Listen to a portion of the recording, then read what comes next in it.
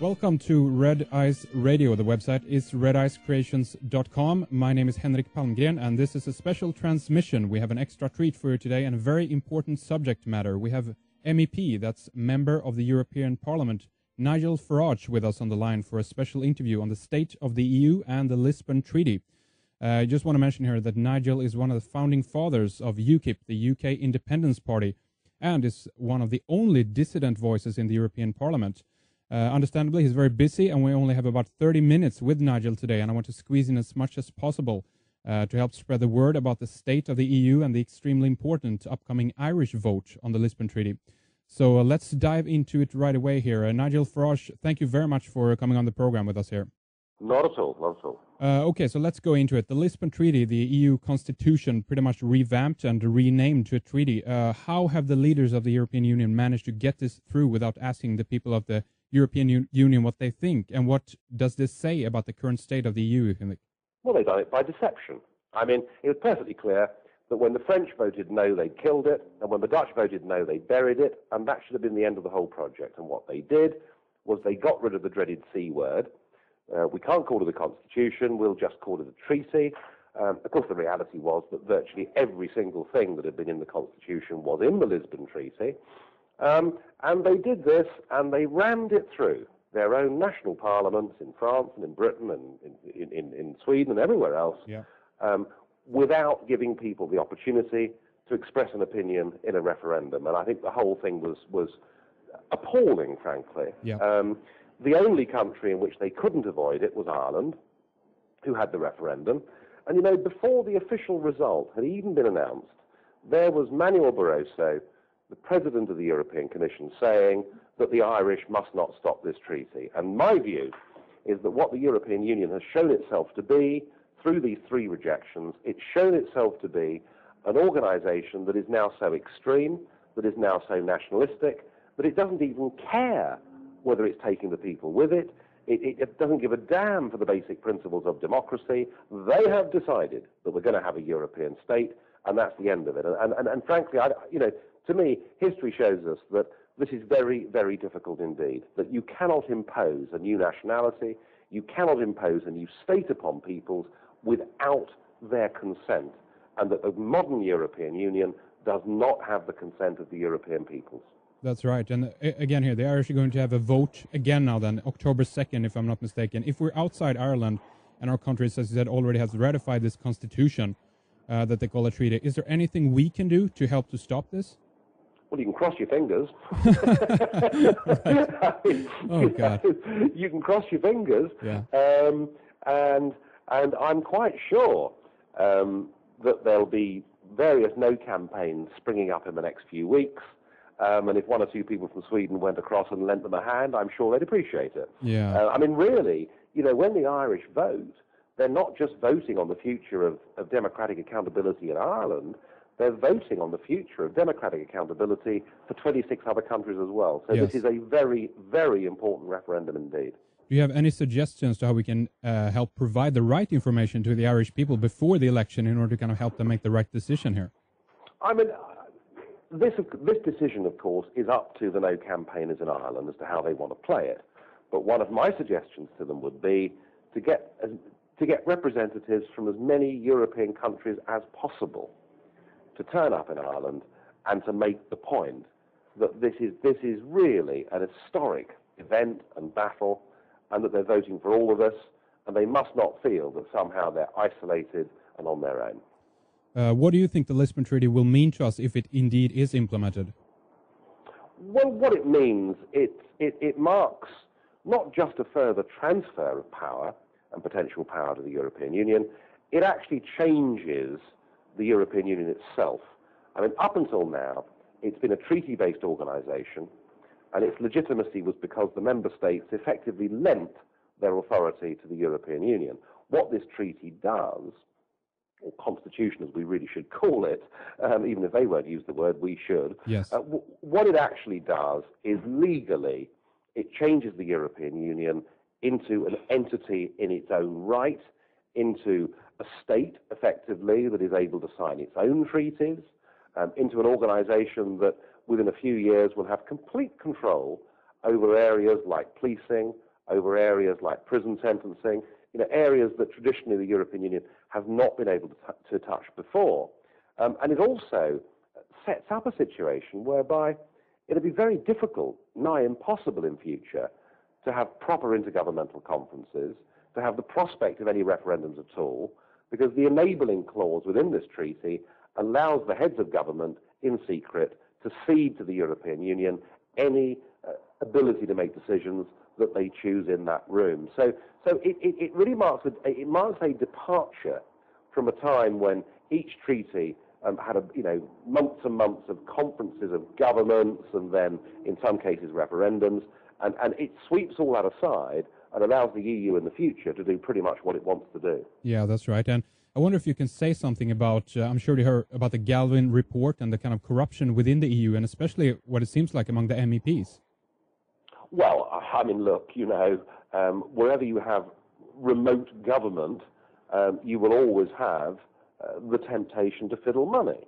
And I think the institutions of Brussels and Luxembourg and Strasbourg, I mean, they are remote from people. I mean, I very much doubt there are many voters in Britain or Sweden who feel closely connected to the workings of the Commission or the Parliament or the Council.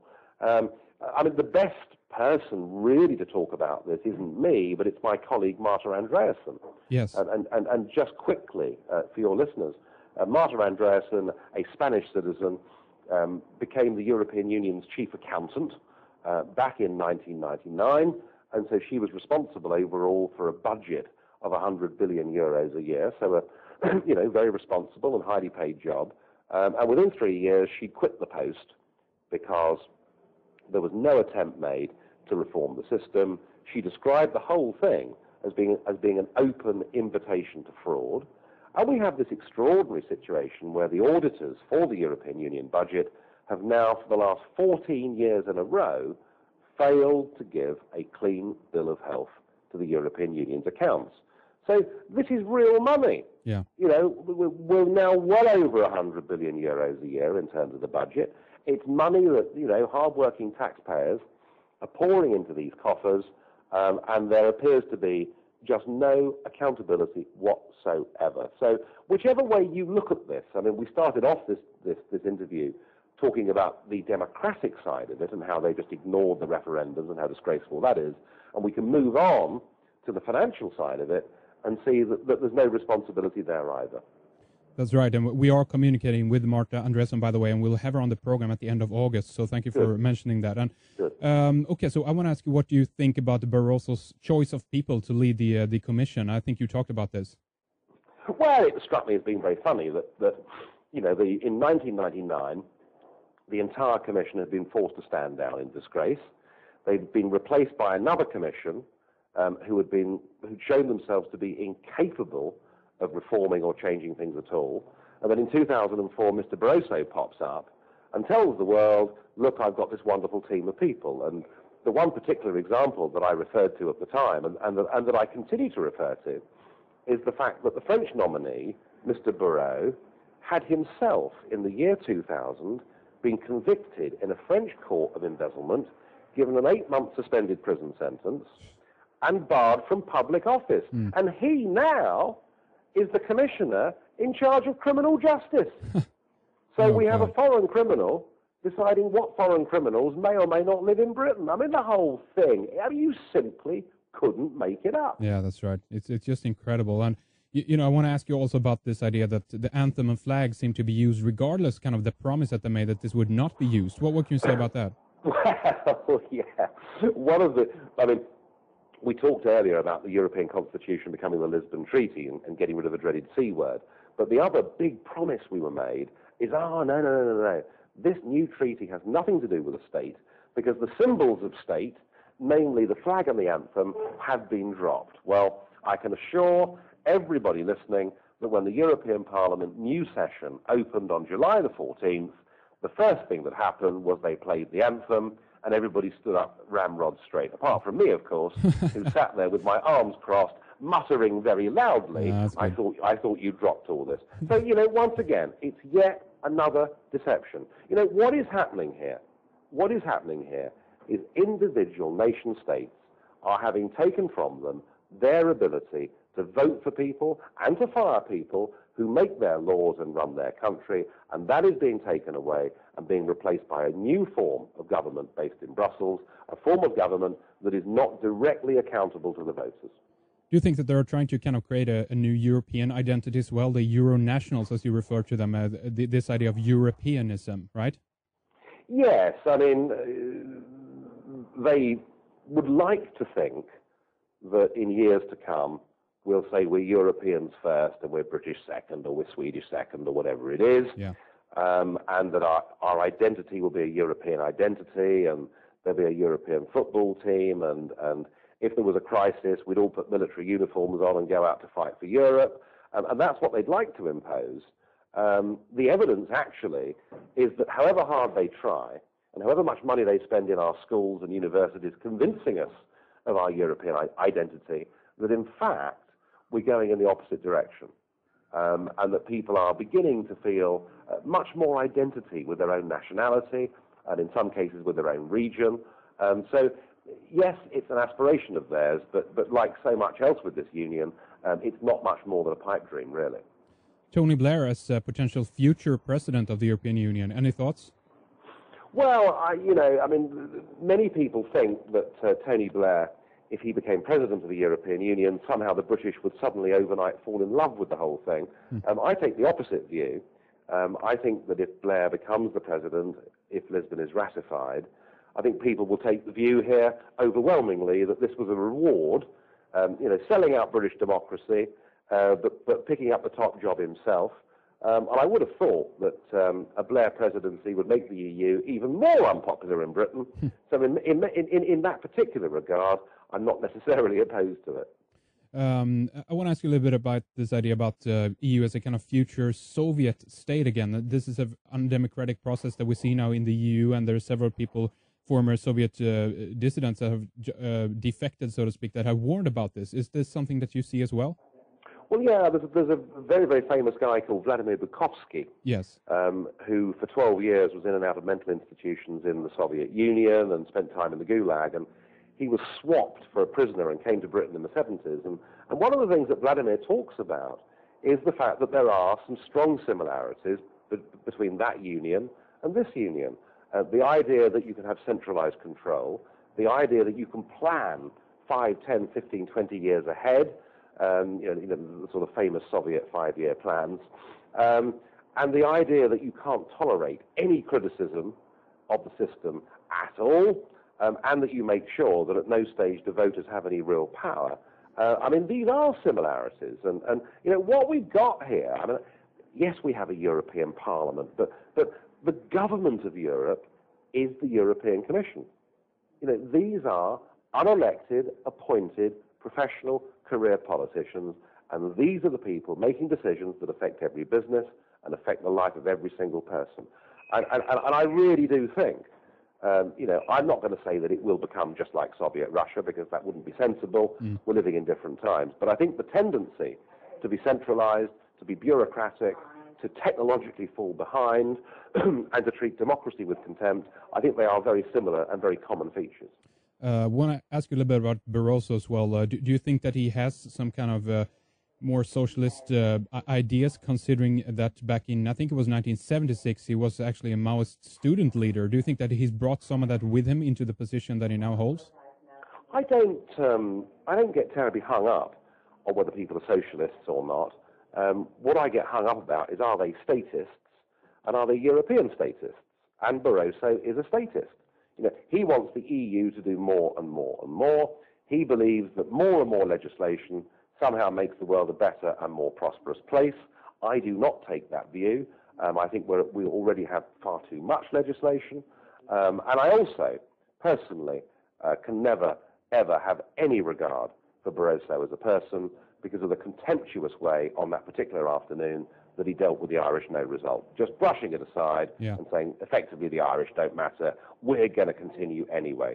So this man has total contempt for the concept of parliamentary democracy, and I will not be voting for him when we vote in September for his reappointment. I shall vote against and do so very firmly. And I think that Valéry Giscard d'Estaing, who was originally kind of drawing up the constitution, also said something about this in the French magazine Le Monde, that pretty much that we can avoid what the Irish people said and actually run it through anyway, right? Oh yeah. Well, I mean, in effect, they've been doing that for years. I mean, even under the existing treaties, there are various articles that do allow the European Commission to have an extraordinary degree of power. But I think the important thing about the Irish vote, it's about symbolism. It's about symbolism. It's about showing once again that this model of Europe is being imposed upon people against their wills, and that the gap that exists between the governors and the governed is now a gaping chasm.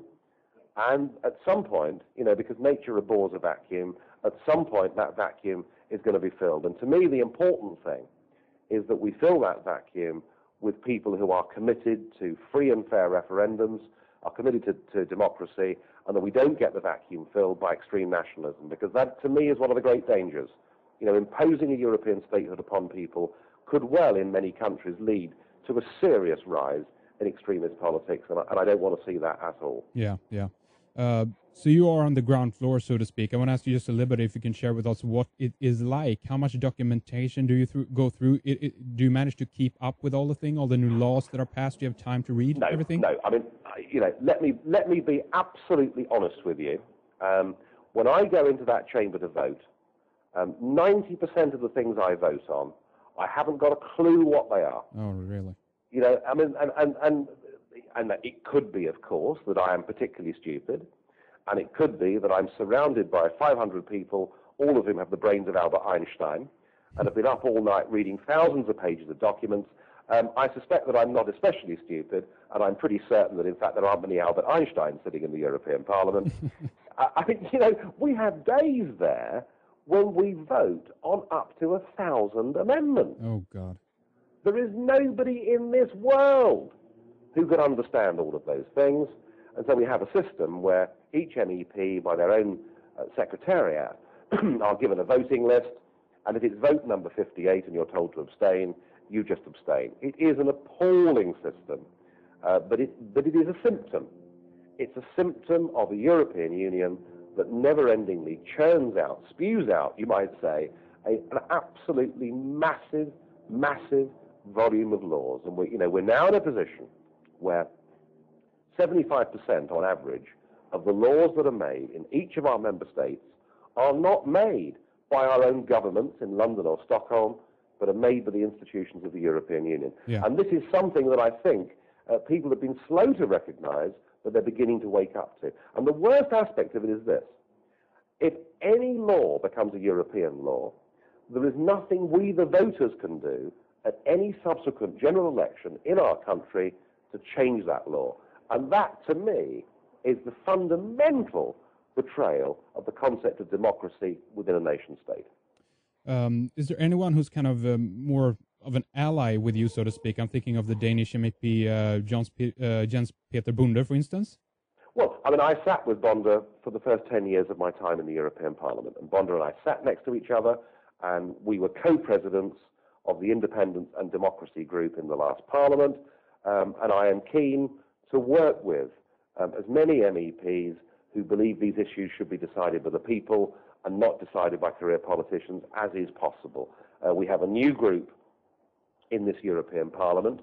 Last time round, of course, we had the Journalisten people with us, that's right. who have not come back to the Parliament, which I'm sad about, because they were very conscientious and very diligent people with some very good and very sound principles. But we've got a new group in this Parliament, and it's called the Europe of Freedom and Democracy, and we're there as a registered group. We're the only official voice of opposition within that European Parliament, and we intend to do our job. Oh, brilliant. Is there anything people can do to help and support that in any way? I think the important thing is to look at what we're saying, look at what we're doing, and to let your own career politicians know that you are unhappy with this. And whether that's by email, or whether that's by letter, or whether that's by telephone call, I don't mind how you do it. But if you feel on these issues the way that we feel about this, let your politicians know that you're not prepared to go on accepting this without a referendum. Because, I mean, equally, what happened in your country is every bit as disgraceful as what happened here at Westminster. Yes, absolutely. And I wonder if there's anything you can say about Sarkozy and his way of meddling in his own kind of business and the EU and so forth. What do you think about him? Well, he's an extraordinary bloke. And on a personal level, I quite like him because he's full of energy and fun and vigour. Even if he did have a slight collapse last week whilst out jogging, but you've got to admire the guy. He does bring a certain vitality to politics, which very often is missing. However, he's a person of great contradictions. What he says one day appears to be contradicted directly by what he says the next day. And sometimes French national interests seem to matter rather more than European interests. But overall, he got that treaty through without giving the French a second referendum. He is, I'm afraid, despite his rather endearing qualities, he is a part of the problem and not a part of the solution. Well, someone recently said, I think in an article, that he's another Napoleon in a suit. Is he a little dictator, do you think? Well, he's certainly got a very strong personality, yeah. and he's certainly somewhat mercurial. Yes, there are some slight Napoleonic tendencies there.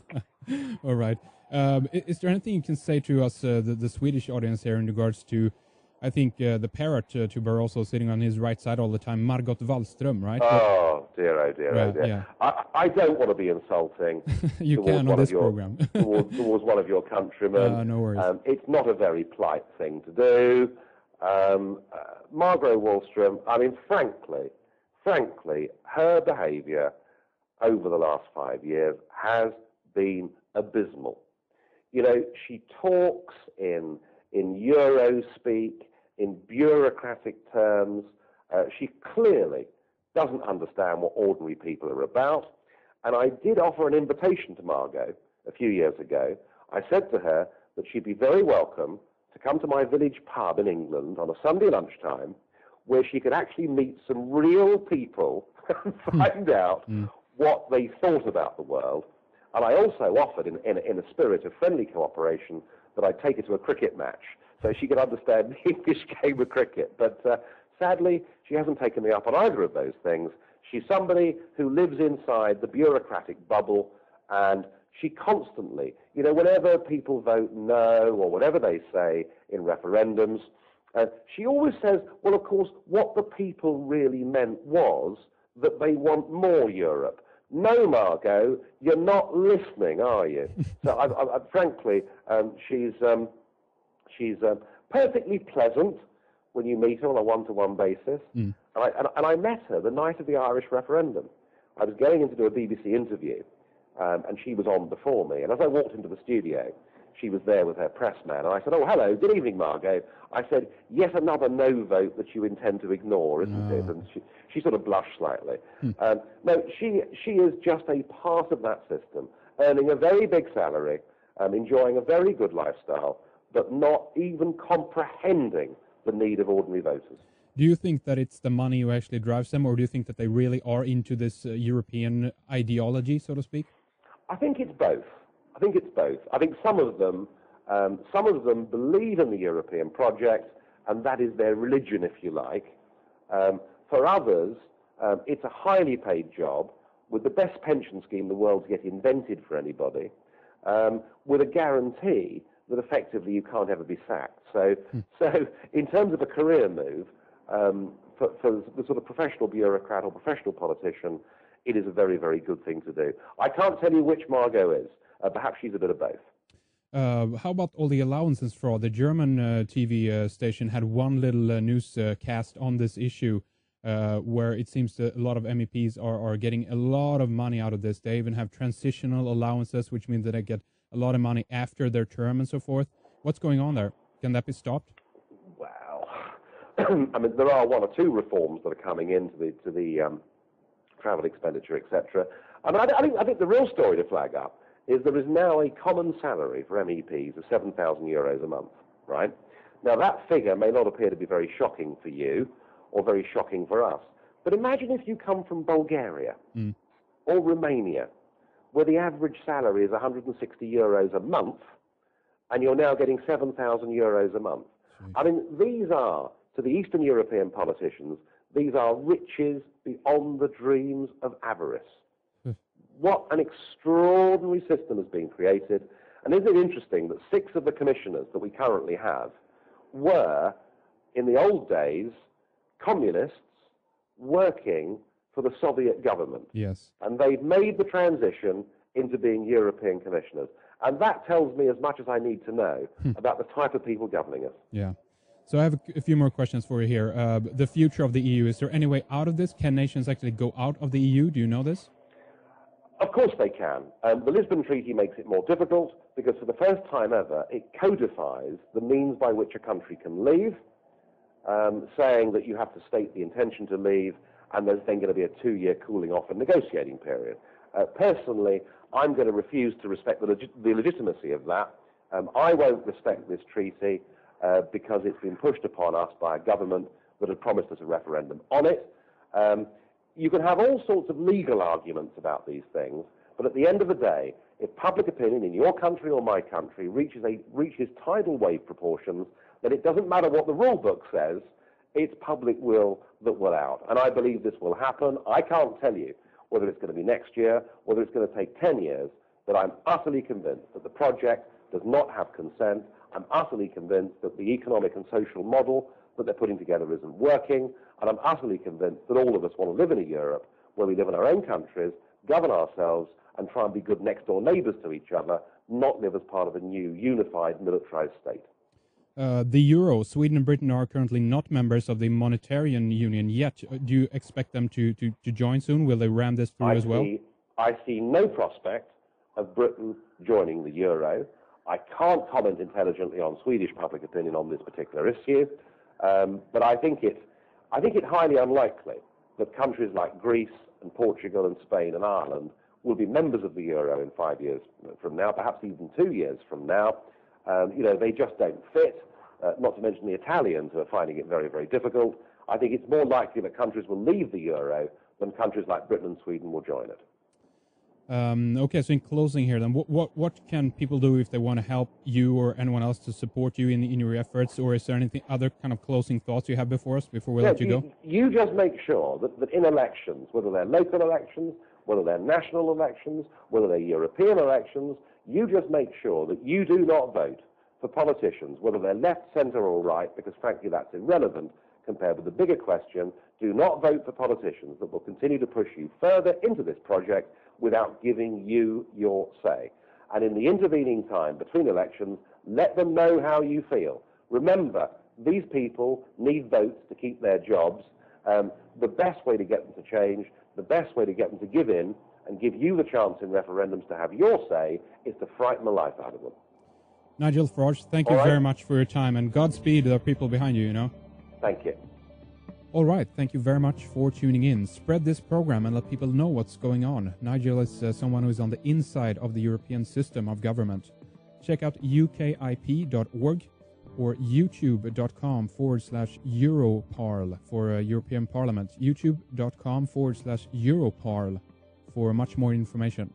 And of course, our website, redicecreations.com. Join our member section if you want to get access to more thought-provoking radio, video, films, and webcasts that all questions the global way politics is being run at this time and the other surrounding subjects that are of interest and importance. Check out our related program with David Icke on this issue as well. It's now available on our website, redicecreations.com, and our upcoming program with Martha Andreasen that Nigel mentioned during this program. My name is Henrik. My thanks to Fredrik and Elizabeth. We'll be back soon. Take good care, and we'll see you later. President, Mr. Barroso says, I think my team is of high quality. Well, let's conduct a human audit. Now, I'm mindful that audits aren't very popular in the European Commission, and that auditors, if they do their job properly, get fired, but nonetheless, here goes. From France, we have Mr. Jacques Barrot. He'll take on transport. In 2000, he received an 8-month suspended jail sentence for his involvement in an embezzlement case and was banned from holding public office for 2 years. From Hungary, we have Mr. Kovács. He'll take on taxation. For many years, a communist apparatchik, a friend of Mr. Kadar, the dictator there, and an outspoken opponent of the values that we hold dear in the West. His new empire will produce taxation policy, and he'll look after the customs union from Cork across to Vilnius. Are the EPP and British Conservatives really going to vote for that? From Estonia, we have Mr. Kallas. For 20 years, a Soviet party apparatchik, until his newly acquired taste for capitalism got him into some trouble. Though, to be fair, he was acquitted of abuse and fraud, but convicted for providing false information, and he's going to be in charge of the anti-fraud drive. I mean, you couldn't make it up. From the UK, we've got Peter Mandelson. He'll take on the trade portfolio. He, of course, twice was removed from the British government, yet, to be fair, he's one of the more competent ones. From the Netherlands, we've got Nelly Kroes. She'll take on competition. She's accused of lying to the European Parliament. Now, these may only be allegations, but they're made by Mr. Van Buitenen, and I think should be listened to. Ask yourself a question. Would you buy a used car from this commission? I mean, the answer simply must be no. But even if they were competent, even if this was a high-quality commission, and sorry, Mr. Barroso, but I don't think it is, even if it was a high-quality commission, we would still vote no on the political principle that it's the commission that is the guardian of the treaties, that it's the commission that is the motor for integration, that it's the commission that initiates the legislation that is damaging our businesses across Europe so badly. It is the commission that is the embodiment of all that is worst in this European Union. It is the commission that is the government of Europe and is not directly accountable to anybody. And please, when you vote, take note that 20 of these commissioners have already said that they intend to attempt to implement the Constitution even before it's been ratified by member states' governments. In the face of such breathtaking arrogance, nobody in the Independence and Democracy group will vote for this commission. Thank you.